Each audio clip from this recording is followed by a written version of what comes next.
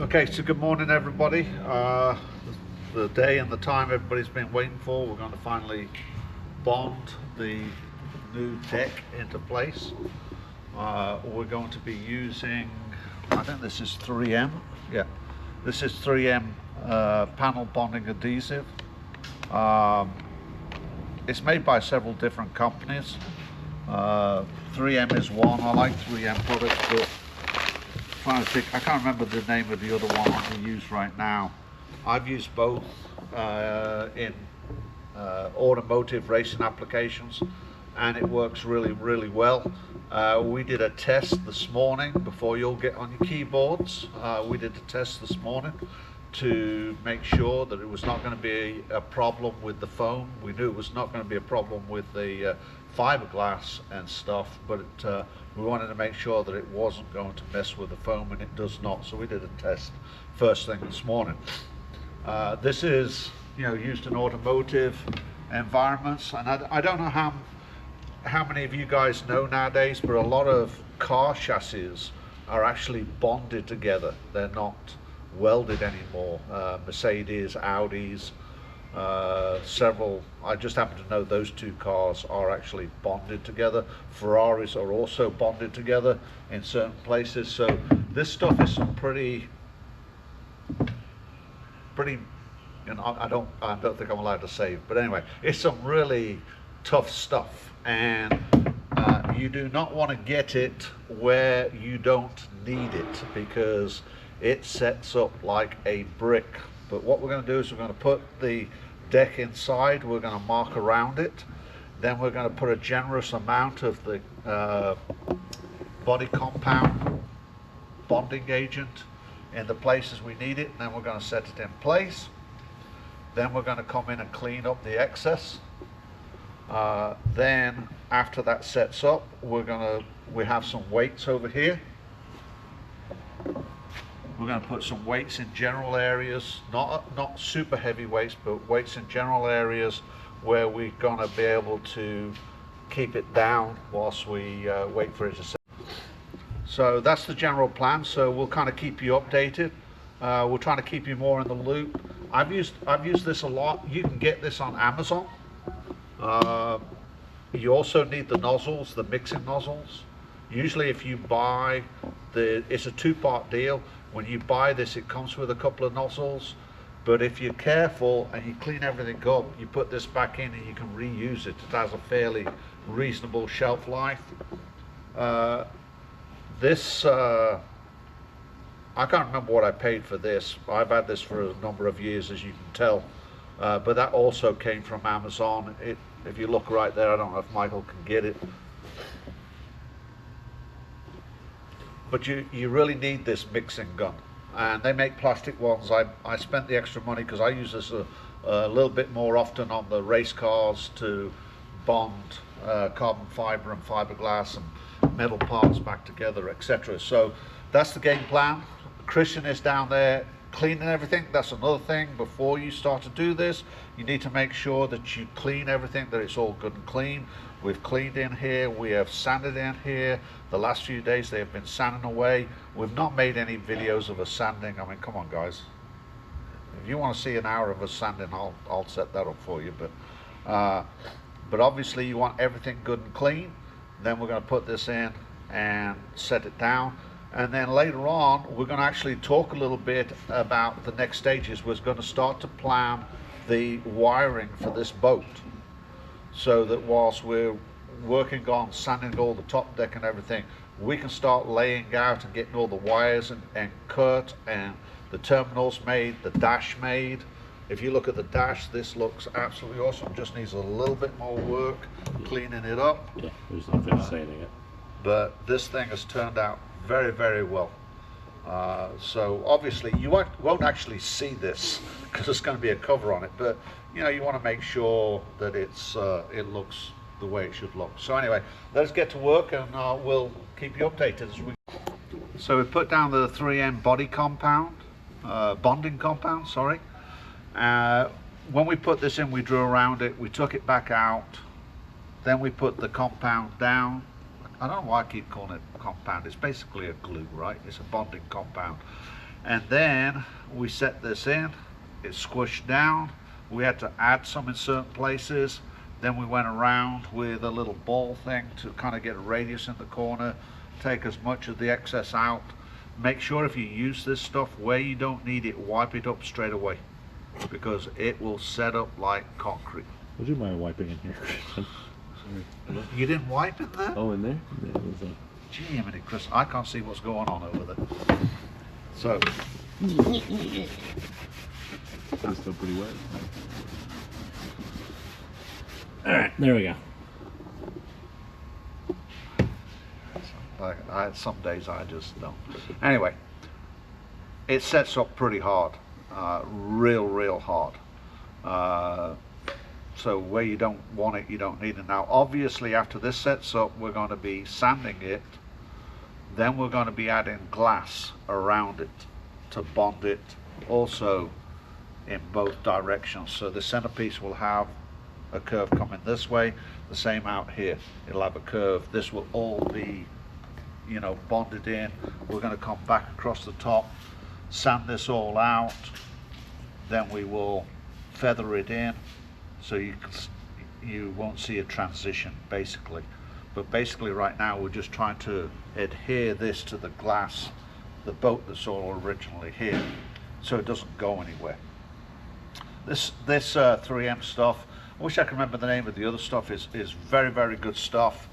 And you know, I think if it's a little expensive. I think a container of that is $75 if my memory serves me right. So it's not cheap. The little nozzle things, depending on how many you buy, they can go from $6 to like $4 a piece, depending on how many you buy. The other thing is, if you do buy them, not the name brand, make sure that you get the right connector, because you'll be running down the Amazon thing, you go, oh, this is great, this is a great price, but they don't have necessarily the same threads. So make sure you do that, and also make sure it has the right mixing ratio, because inside the tubes there are these little ladders. I don't know if you can see inside there, there's little ladders, and they come with different mixing ones. So sometimes it's 6 to 1, 4 to 1, so just make sure you look up what the ratio is. So don't get caught out like these are $1 a piece, but they have the wrong ratio on them. Okay, so you can kind of see up there in the end.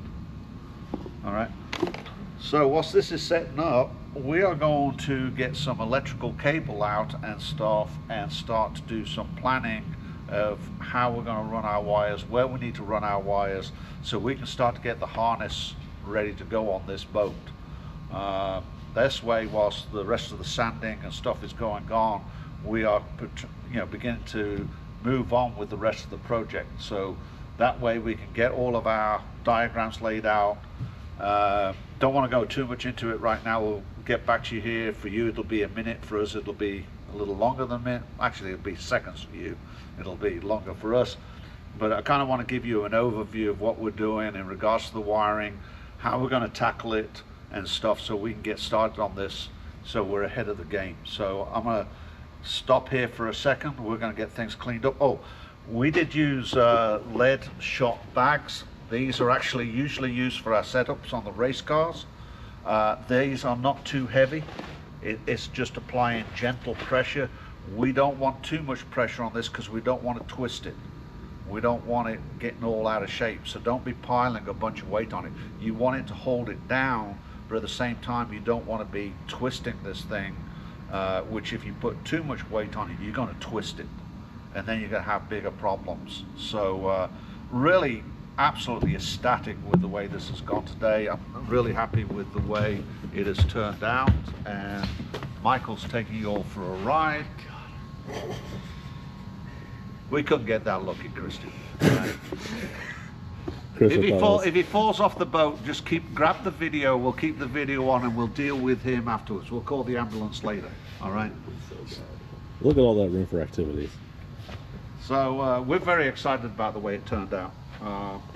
Obviously, we've still got a little ways to go on this. I want to give a thumbs up for Dave. Hopefully, he's happy with what he's seeing. and we obviously have to address the step down here. But we're going to break for a second for you guys, and then we're going to get reorganized, and then we're going to continue on with the video. Okay, so as we continue on with the video today and the build today, we're waiting for the 3M stuff to set up. For it to be fully set up, it'll be this time tomorrow, but we're probably going to start to add some compound. Don't you just love our UPS guy? Some compound to fill in the other areas and stuff. So we're not going to videotape that, but I'll let you know what it is. So whilst we're waiting for that to dry, I love that guy. It must be parts we don't need, because the UPS guy never gets this early when it's stuff we need. He only gets here this early when it's stuff we don't need. But anyway, enough of the UPS guy. So what I'm doing right now is, or starting to do, is plan out what we're going to do in regards to the electrics on this boat.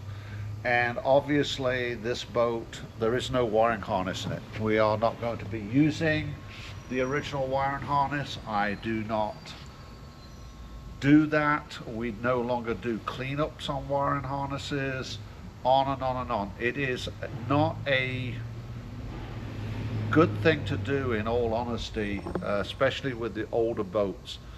Every time you go to crimp something, the wire breaks, etc. If you've watched the videos in the past, you're going to know that. So there does become a point in time with your older boat that you need to rewire it. And Michael came up with his handy dandy mealymarine.com wire planning guide. It's very, very good. A lot of really good information in this. You can download it for free. It is available. There is no charge. You just go in, sign up, and you get this. You can download it. And I think if you're planning to do something like this, it's well worth doing. Okay? So one of the things I wanted to show was obviously a plan of the boat, just a generic, and then you can plan out what you're going to put, whether your trolling motor up front, lights. I mean, in this case we're doing everything, right? So and the same with the dash. Those of you that have seen what we've done in the past know that when we wire a dash, we put a connector in. This is, well, we use a deuce connector. This is a smaller version. This is a little bitty version. They come up to like 10, 12, or I think even 20. To where you can totally disconnect it, and then that way you can pull it in and out, make servicing a lot easier and what have you. I don't know if we'll be using one or two of these on the boat. When we did Clyde's boat, we ended up with two. I don't remember why. I think we ran out of spaces. We'll obviously, as we do this, we'll find out if we're using one or two, and I believe we will be putting them up here, in here, like we did on Clyde's boat. I much prefer to have these where you can see them and where you can see what's going on with the boat. It's a lot, whenever we try to put these in, we try to put them where you can see them. There is nothing worse than when you're out on the water and you having to get upside down to look at stuff. So I believe we will be putting it here or on the side where you can readily lean in, see them, etc. If you don't have one of these on your boat, you need to get one, and you need to get one now. Available at mealymarine.com. All kidding aside, you will be surprised how many boats come in here that don't have one of these in them. I think a year or so ago, a couple of years ago, might be a couple of years ago now, I refused to work on a guy's boat because he wouldn't put one of these in it. False economy. This kills the power. Those of you that have them on your boat know that this kills the entire power to the boat and can save your boat and save your rear end. This one happens to be black. We usually use red ones unless we're doing a combo. Usually if there's a combo in there, one is black and one is red, so you know which is for which. But if your boat doesn't have one of these, please get one installed. It's a lifesaver.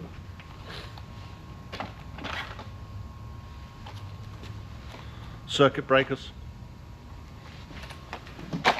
quality connectors, quality these type of things, quality connectors, don't skimp on your connectors. Make sure you get the ones with the gold on them, gold plating. These kind of connectors, heat shrink connectors, don't go down to the local hardware store and get the ones that just crimp. Make sure you get the ones that you heat up and it seals off the end, okay? It's the only way to go. Now, somebody made a comment that I did not use tin copper. Copper tin, or tin copper, or marine grade stuff on a build. And I'll be honest with you, it really kind of me off, okay?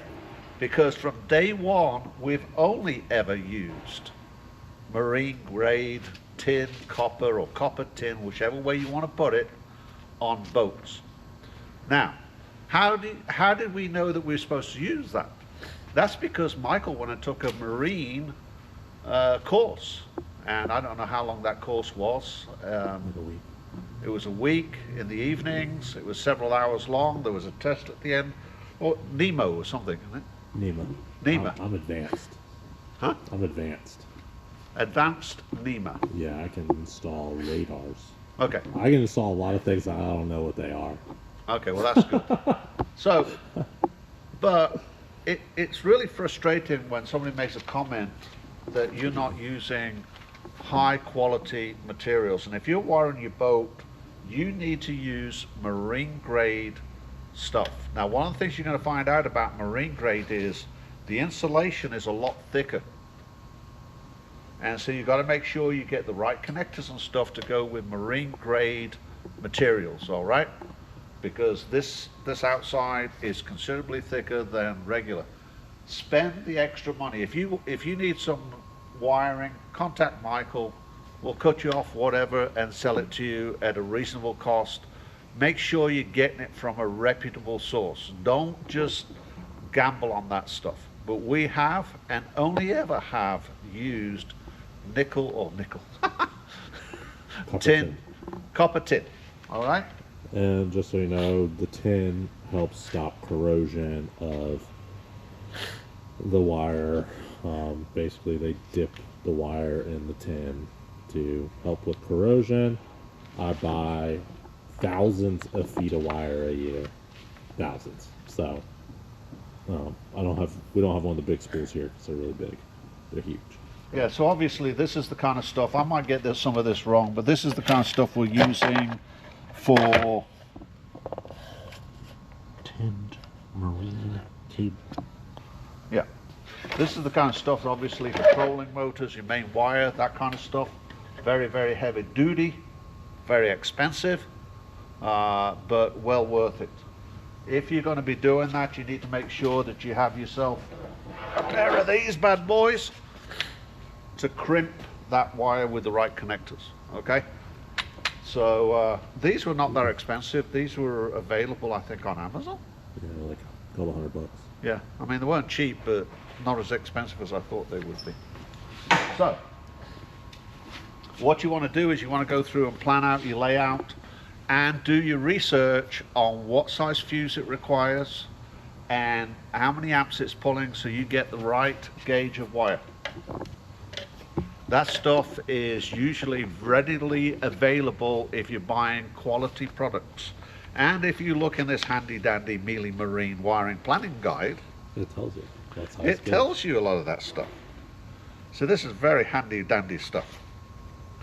All right. I probably should read it sometime, but anyway, I taught him everything he knows and doesn't know. But as you can see, this, I think if you get this book, it's going to be, especially if you're going to tackle a project this size, it's well worth downloading it. Okay, it doesn't cost you anything, okay guys? So, but it does help you plan out. So the other thing is that it helps you make sure that you don't miss something. You know, the other thing that you obviously need to make sure of is running the right size cables for your electronics. Don't skimp on your cables for your electronics.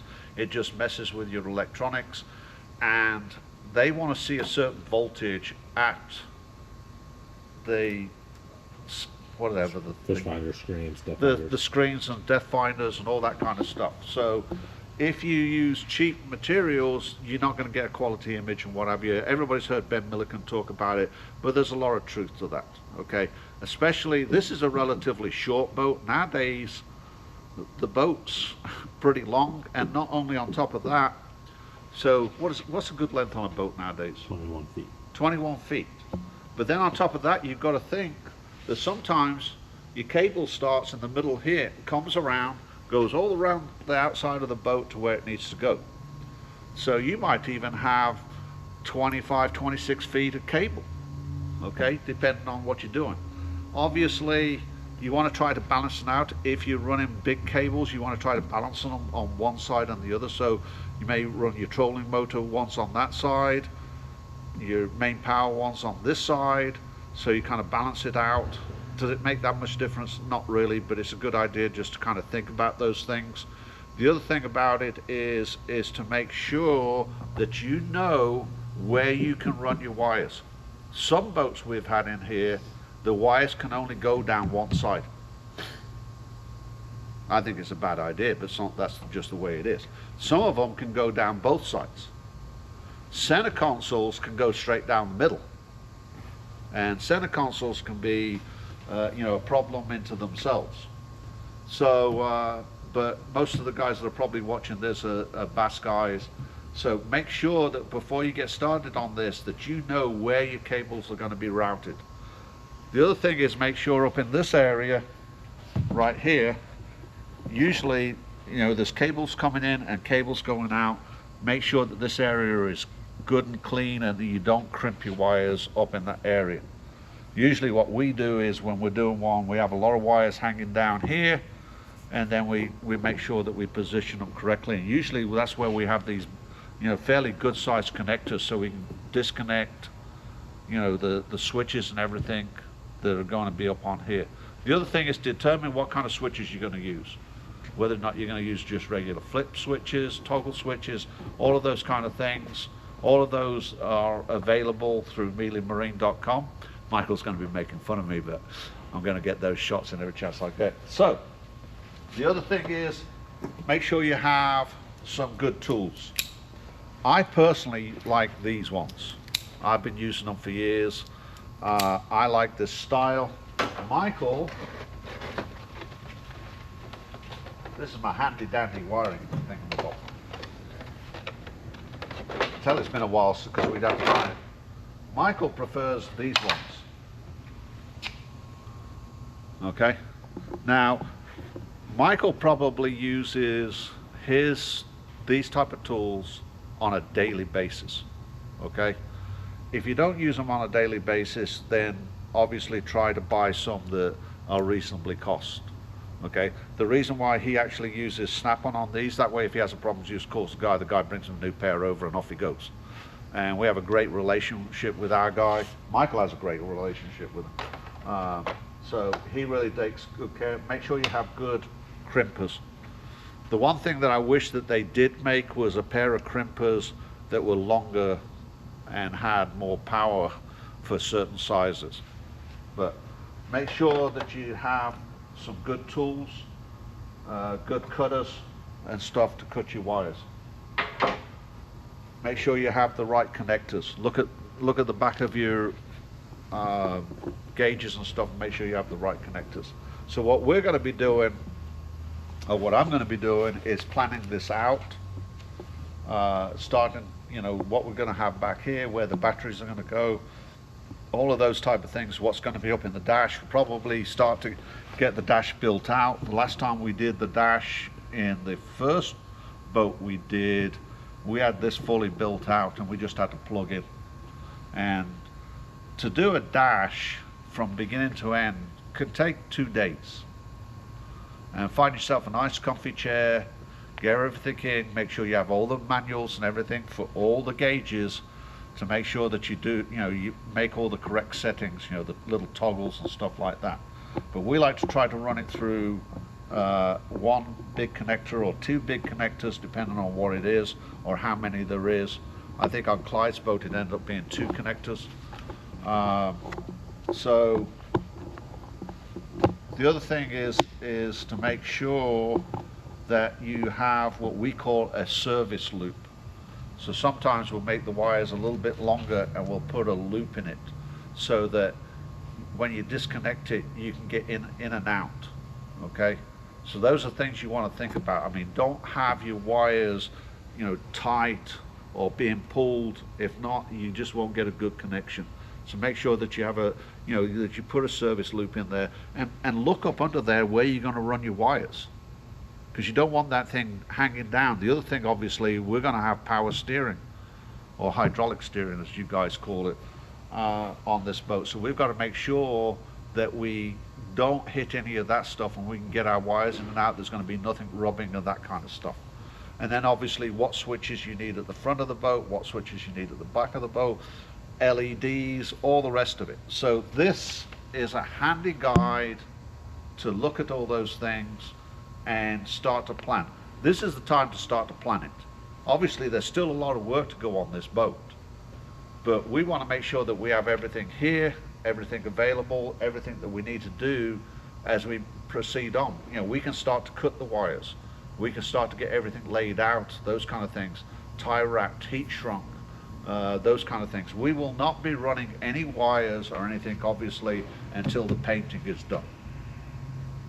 But we will have everything prepped to go. Okay. The other thing is make sure that your engine wiring harness is in great shape.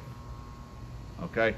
So I think we had a situation this year where it's the first time that I've ever seen a factory harness have a problem. First time I've ever seen it in all the times that I've been helping Michael. We prefer not to, we don't mess with those. They're usually special connectors and stuff, so it's very, very hard unless you have their connectors to mess with them. And quite honestly, you know, you probably can buy a harness from them for less money than you can build one. Has been what I think ended up happening on the one that we had. So enough of this. Make sure you use quality stuff. I know this has gone on quite a bit. We've covered quite a bit today, but if you like this video, please like, share, subscribe, do all that other good stuff. Make sure you go download this, especially if you're going to do this. It's well worth the read, well worth the time, and I think you'll find it beneficial. And if you have any suggestions on how to make this better, or stuff in it that you don't see or think should be in there, please, you know, put a comment in it and we'll take a look at it. And those of you that commented last week, I do agree with what you're saying. The one thing that I want to say real quick before I do let you go is that when we're using all this epoxy and stuff, it is very, very hard to make videos. We've already lost a GoPro camera because of it. I can show you my earbuds. You know, I had these earbuds in and grabbed my earbud out, and it got on my earbuds, and let me tell you, it messed them up like nobody's business. So it's not really an excuse, but it is an excuse. It's very, very hard when you're epoxying. That we're just kind of people that it gets everywhere. I mean, no matter how hard we try, it ends up everywhere. I've got some friends that are machinists and mechanics and what have you, and they could wear a white suit and never get dirty and work all day long. I know 2 or 3 people are that way. We could turn around and we'll have epoxy from here to there. And I guess it's just the way we are, but I'm amazed. I'm impressed with the people that are able to do it and not end up with it everywhere in their hair and everything else. So that it's not meant to be an excuse, but that's what's been going on. The other situation is we were running behind on this fiberglass because of the temperatures, and we needed to get it done. And as anybody that does YouTube knows, it takes a while to get videos out. I want to give a shout out to Dave. One last thing, Dave, I appreciate you, man. I appreciate you let us work on your boat. I appreciate your confidence in what we're doing, and I appreciate your support, and I can't thank you enough. So thank you.